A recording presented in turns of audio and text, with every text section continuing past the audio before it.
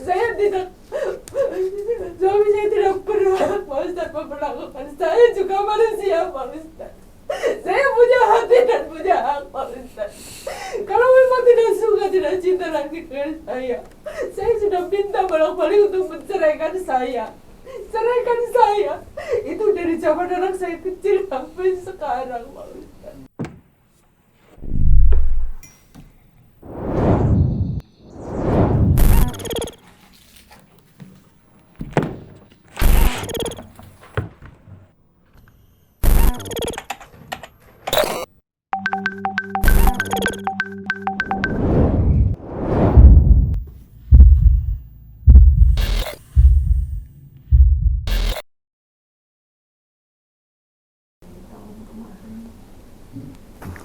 Suami saya itu sudah selingkuh lama.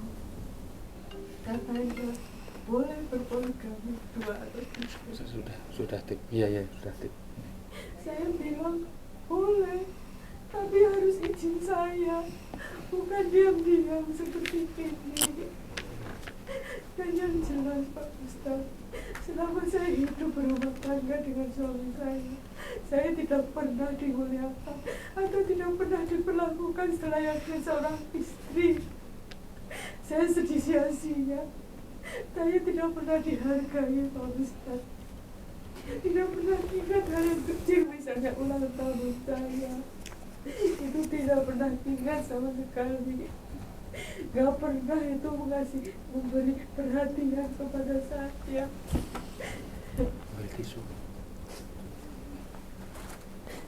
Itu semua saya tahan Pak Ustadz, karena anak saya masih kecil. Saya tahan itu semua sakit hati saya. Saya biarkan suami saya seperti itu karena saya gak ingin anak saya itu terlunta atau tidak bisa sekolah. Saya telan itu semua sendiri Pak Ustadz. Belum saya itu dimusuhin sama semua keluarganya, sama ibunya. Apa yang dilakukan oleh saya itu salah semua. Apa yang diinginkan sama saya, anak saya sampai sekarang Pak Ustadz boleh tanya, tidak pernah disayang sama ibunya, tidak pernah disapa, tidak pernah ada yang mendekati kami. Dan bapaknya suami saya tidak pernah membela kami, tidak pernah sekalipun Pak Ustadz. Jadi saya selama 20 tahun ini, hidup saya dan anak saya tidak pernah menjadi prioritas dalam hidup suami saya Pak Ustadz.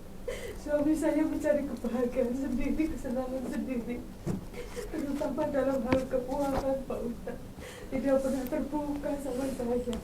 Dia mengumpulkan uang sendiri untuk kepentingannya sendiri, untuk foya-foya, untuk kesenangan sendiri.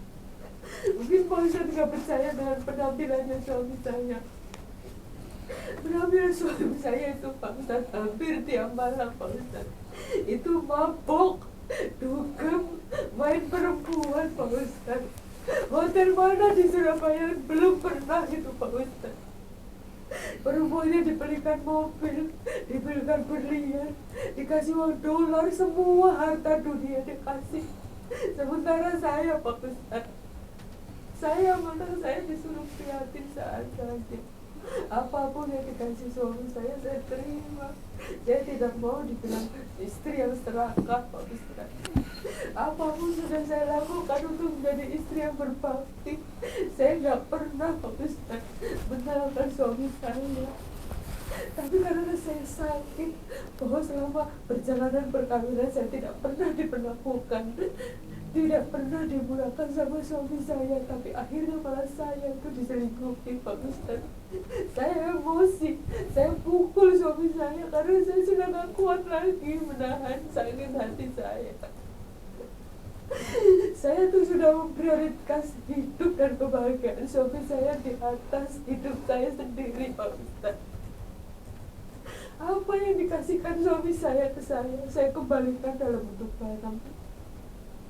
Sampai maaf, celana dalam suami saya itu semua saya Pak Ustadz. Sampai apa yang dia pakai, apa yang dia makan itu saya semua yang mengatur. Saya jadi babunya Pak Ustadz selama hidup saya. Dan apa balasannya? bukan terima kasih, apalagi perhatian Pak Ustadz, malah saya diinjak-injak seperti ini. Salahkah Pak Ustadz saya protes?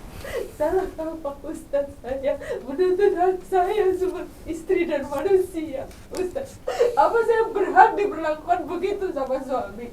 Apa suami saya masih ada surga di sana?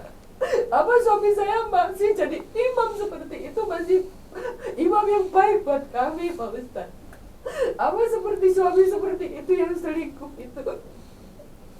itu masih ada surga buat saya di sana? Apa harus saya turuti terus suami seperti itu Pak Ustadz? Apa saya berdosa Pak Ustadz?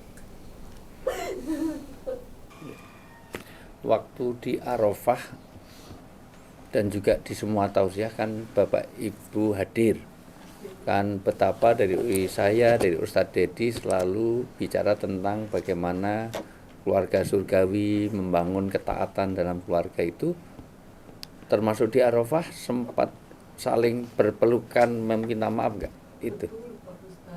Terus kan itu Arafah loh ya, itu betul-betul kan tidak ada satupun yang tidak menangis di khutbah saya kan, hampir semuanya berpelukan dan saling meminta maaf antar pasangan. Karena kebetulan kemarin saya sudah dari curhatnya Bapak itu langsung saya sampaikan kepada internal, terutama Pak Rustam dan Pak Ustadz selaku penanggung jawab haji, karena sudah bangun kemesraan yang luar biasa.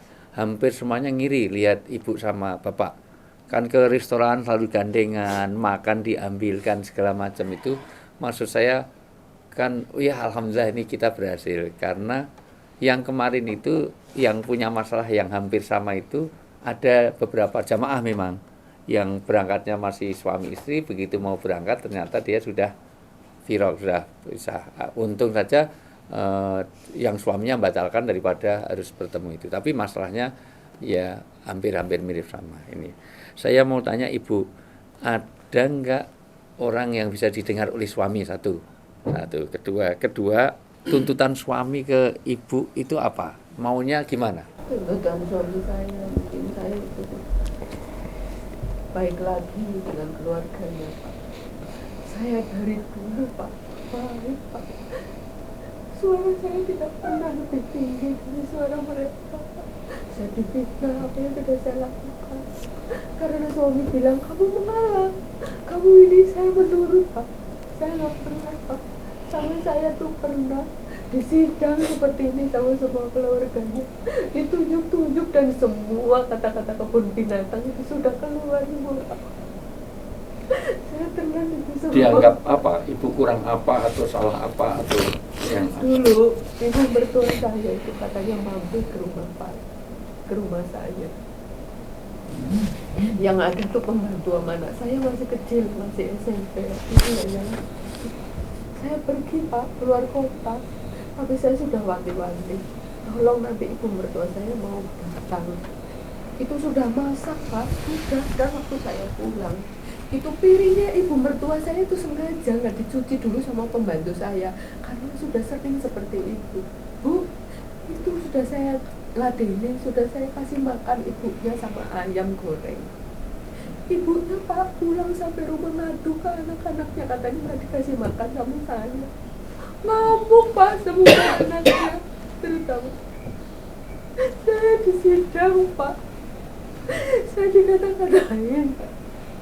ya, karena terus terang saya juga sebelum berangkat haji yang nyebut kan adik apa kakaknya Mbak ini, itu sudah memberi masukan saya, tolong dimasuki bahwa ini kondisinya bapak itu kayak gini, kondisi ibu gini. Itu ya dia tahu kan ternyata masalah ini, tapi saya nggak tahu sedetail apa, tapi paling tidak itu kok keluarganya kok begitu. Makanya saya dari mulai khutbah Arafah semuanya saya tujukan tentang keluarga surgawi Bu artinya. Dan saya itu sudah bersujud syukur semuanya saling bagaimana habis Pak Profesor Paripurna saja sampai nangis habis-habisan kepada istrinya, istri juga sampai begitu. Maksud saya, wah ini tanda bahwa inilah haji berhasil lah dengan itu. Tapi malah tadi saya telepon agak kaget Bu, malah Bapak pergi tanpa pamit segala macam. Oke, Sementara kita sudah tahu masalahnya, mungkin dari Ustadz Sigit atau Ustadz Imad yang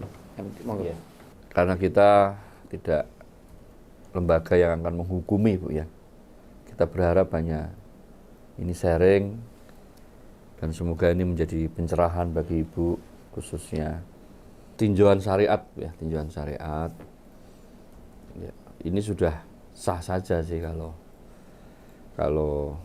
Ibu melakukan gugatan ya. Artinya sudah banyak hal yang itu tidak dikategorikan pelanggaran kalau seorang istri membuat gugatan.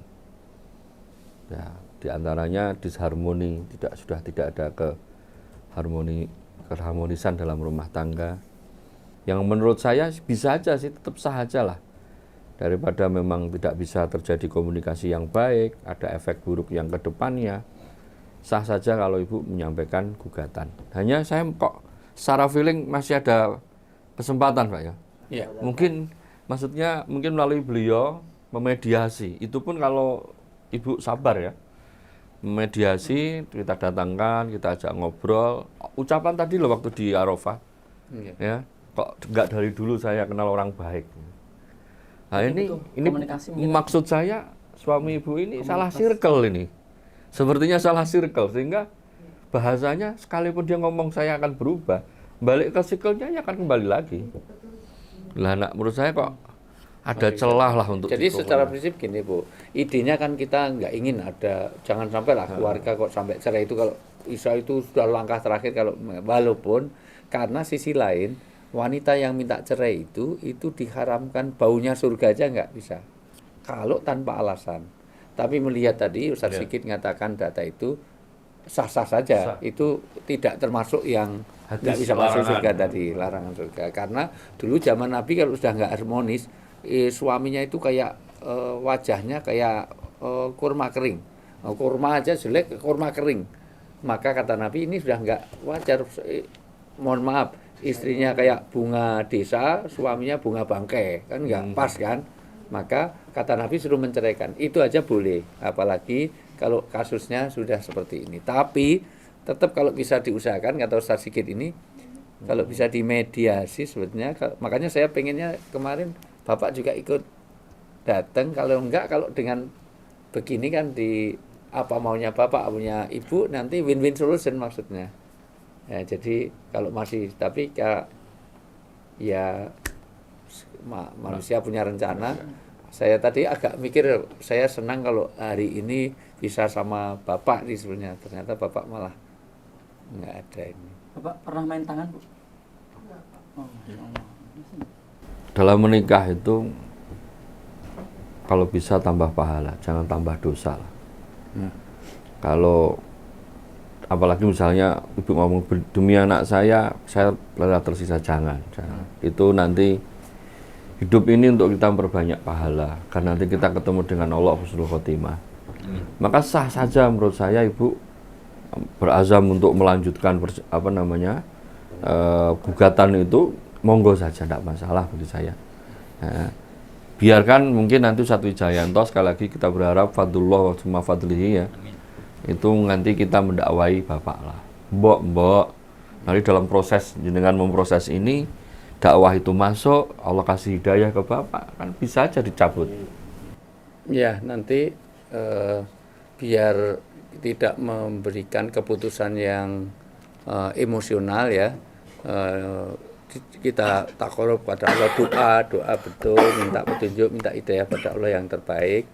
Tapi Ustadz Thayyib ada ini ya. Mohon maaf ya Bu ya, sedikit aja. Ini 3 hal ya sebelum Ibu meninggalkan kami. Ya. Yang pertama, saya karena kaitan dengan hukum Bu, saya tadi mencatat Ibu sempat menyebut nama Allah ya, demi Allah. Meskipun itu boleh, tapi saya sangat berharap untuk itu tolong bisa mungkin dijauhi.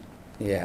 Karena kalaupun boleh itu tetap harus waspada, karena ketika kadang kita emosional atau terbawa emosi itu kadang-kadang mengucapkan itu, dan kalau seandainya tidak benar juga konsekuensinya terhadap hukum menyalahi sumpah ya. Jadi meskipun boleh, tapi sangat berharap itu sering dijauhkan. Yang kedua, Ya, jadi saya sambung dulu Bu. Nanti kalau sumpah itu terlanggar ada dendanya Bu, ada kafarohnya.